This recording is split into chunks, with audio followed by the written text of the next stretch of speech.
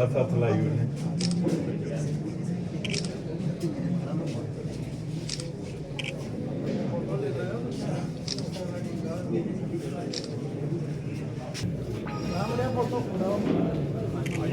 Cabinet minister और आज तीनों सेल्स के प्रभारी, उनके साथ हम सबके प्रिय नेता अखनूर की जान राजीव शर्मा जी, पूर्व एमएलए अखनूर, वर्तमान में जिला अभय महाजन जी, रिटायर्ड एसएसपी और वर्तमान में को कन्वीनर सीनियर सिटीजन सेल, और साथ में एसके शर्मा जी, आईआरएस और रिटायर्ड कमिश्नर इनकम टैक्स और वर्तमान में convener professional cell Jammu Kashmir UT यहाँ पे आए।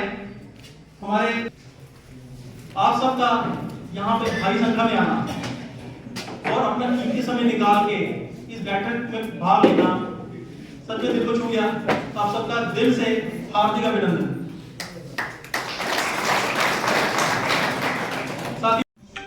वो अगर जी रहे हैं, अगर काम कर रहे हैं, तो इस देश के 140 करोड़ देशवासियों के लिए काम कर रहे हैं। और जब 2014 में जब उन्हें उम्मीदवार बनाया गया प्रधानमंत्री, और आप सबने अपना आशीर्वाद दिया, हमारी माताओं बहनों ने आशीर्वाद दिया, हमारे बुजुर्गों ने आशीर्वाद दिया, हमारे नौजवान साथियों ने पूरा सहयोग किया और पूर्ण बहुमत से केंद्र में हमारी सरकार बनी। और जैसे ही प्रधानमंत्री संसद के अंदर गए, संसद की सीढ़ियों को चूमते हुए उन्होंने सबसे पहला वाक्य जो कहा, उन्होंने कहा मेरी सरकार इस देश के गांव, गरीब और किसानों को समर्पित है। और हर एक काम उन्होंने इस देश के किसानों के लिए, इस देश के गरीब लोगों के लिए, इस देश की हमारी माताओं बहनों के लिए, हमारे बुजुर्गों के लिए, हमारे नौजवानों के लिए, सीमा पे सुरक्षा कर रहे हमारे जवान के लिए, किसान के लिए। और साथियों, अगर हम बात करेंगे हमारे यहाँ पे बैठे हुए आदरणीय सर शर्मा जी, शायद मेरे ख्याल कोई दिन ऐसा नहीं होता जिस दिन 2-4 मीटिंगें वो अटेंड नहीं करते। अगर आप बात करेंगे इस मंच पे बैठे हुए सभी सीनियर नेताओं की, तो कोई दिन ऐसा नहीं होता जिस दिन 2-3 मीटिंगें हम लोग नहीं अटेंड।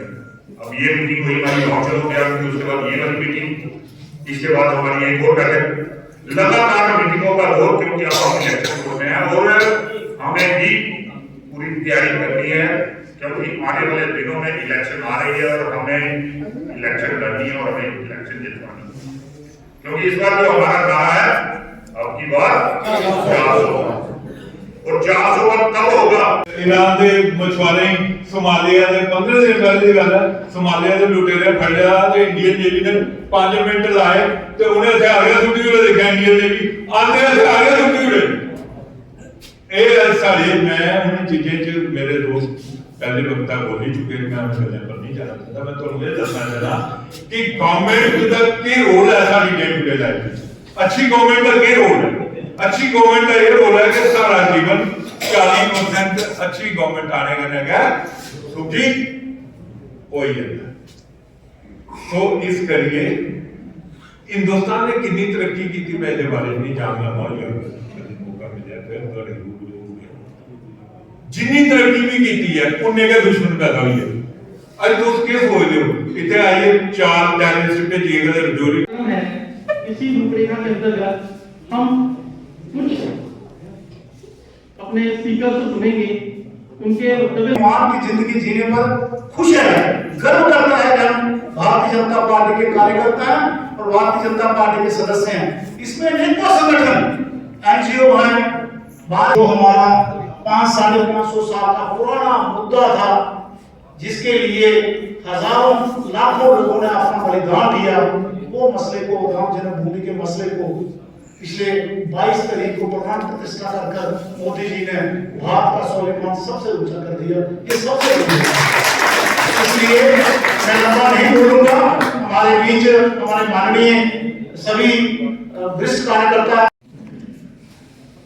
और फिर भी हमारे प्रोफेशनल सेल की जिम्मेवारी थी और मुझे हमारे अंशु जी ने जो भव्य कार्य पूरी टीम को मुबारकबाद देना चाहता हूं। अनिल जी ने जीडीपी को लेकर कुछ विषय हम लोगों के समक्ष रखा। मित्रों, अगर हम लोग अपने पूर्व इतिहास की बात करें, चाणक्य से लेकर चाणक्य के बाद गुप्त वंश की बात करें, जो गुप्ता का हमारा शासनकाल था, और उस समय की अगर हम लोग अपने देश का कंपैरिजन जो चाइना के साथ हम लोग एस.के. शर्मा जी ने किया, तो उस वक्त भी पूरी दुनिया में सिर्फ 2 ही देश थे। ये मैं इंडस्ट्रियल सेटअप आने के पहले की बात कर रहा हूं। एग्रीकल्चर के तौर पर राजाओं महाराजाओं का, चाइना में भी राजा महाराजा थे, यहां पर भी राजे महाराजा थे, लेकिन दोनों देश लगातार एक साथ तरक्की कर रहे थे। ये मैं कंपैरिजन इसलिए बता रहा हूं कि कहां हमारा देश जो था वो पिछड़ा।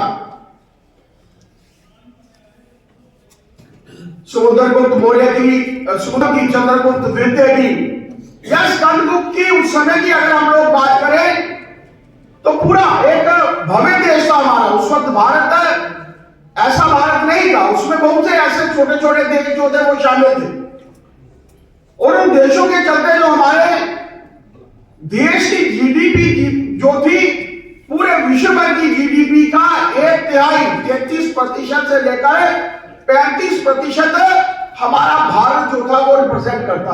अब सोचिए, आज हम लोग 7% 8% की बात करते हैं, लेकिन उस वक्त जब हमारी जीडीपी परसेंटेज में थी तो 33% से लेकर 35% थी, जो 1000 ईस्वी तक चली। एक ऐसा समय भी आया कि मुस्लिम शासकों ने हमारे देश के ऊपर इन्वेजन किया। कुछ लोगों का कार्य यही था कि देश को लूटना घसूटना। सेल्स का एक सम्मेलन रखा था, जिसको कोऑर्डिनेशन के तौर पर हमारा professional cell SK. Sharma ji और अंशुल जी, उनकी पूरी टीम जो थी वो देख रहे थे। मेरा सौभाग्य है कि मुझे आज यहाँ के हमारे जिला के अध्यक्ष, हमारे पूर्व विधायक राजीव जी के साथ, हमारे वाइस चेयरमैन डीडीसी सूरज जी के साथ और पार्टी के सभी प्रमुख कार्यकर्ताओं के साथ मिलकर इस कार्यक्रम में रहने का मौका मिला है। हम सब जानते हैं कि जो चुनाव की दृष्टि से और ख़ास तौर पर मोर्चों का, सेल्स का अपने अपने लोगों के बीच में सीधे तौर पर इंटरेक्शन होती है, और उसी को मद्देनज़र रखते हुए आज यहाँ के इस जिला में, अखनूर जिला में ये कार्यक्रम रखा गया था। और हमारा सौभाग्य भी है कि जिला की टीम के साथ साथ पार्टी के सभी प्रमुख कार्यकर्ता भी इसमें सम्मिलित थे, और आम जनता, आम नागरिक भी जो थे, चाहे वो सीनियर सिटीजन सेल से थे, चाहे वो रिटायर्ड एम्प्लॉय सेल से थे या हमारे प्रोफेशनल सेल से थे, इसमें शामिल थे। और जिस तरीके से आम नीतियों को लेकर अलग अलग प्रोफेशनल सेल्स के लोगों ने यहाँ पर अपनी बात भी रखी, और पार्टी के सीनियर लीडर्स ने भी अपनी बात रखी। आम जनता जो है आज नरेंद्र भाई मोदी जी के नेतृत्व में चाहती है कि 400 का आंकड़ा भारतीय जनता पार्टी एनडीए जो है वो पार करे। इसीलिए पार्टी के सभी कार्यकर्ता मिलकर दृढ़ संकल्प होकर और यहाँ से संकल्प लेकर निकले हैं। और मेरा मानना है कि जिस तरीके से नरेंद्र भाई मोदी जी ने कहा है कि भारतीय जनता पार्टी 370 क्रॉस करेगी, एनडीए 400, ये बिल्कुल सही है कि भारतीय जनता पार्टी के नेतृत्व में केंद्र में नरेंद्र भाई मोदी जी पुनः जो है वो प्रधानमंत्री जी की शपथ लेंगे। और जो 10 वर्ष के अंतराल में जिस तरीके से देश आगे बढ़ा है, ऊंचाइयों की तरफ बढ़ा है, उसी तरीके से देश हमारा जो है वो आगे बढ़ता रहेगा। मैं हमारे अंशुल जी, एस.के. शर्मा जी, हमारे अभय महाजन जी और उनकी पूरी टीम को साधुवाद देना चाहता हूं, और धन्यवाद करना चाहता हूं हमारे जिला के अध्यक्ष और उनकी पूरी टीम का कि आज हम सबको यहां पर आकर अपनी बातचीत रखने का मौका भी मिला है और लोगों के साथ रूबरू होने का मौका।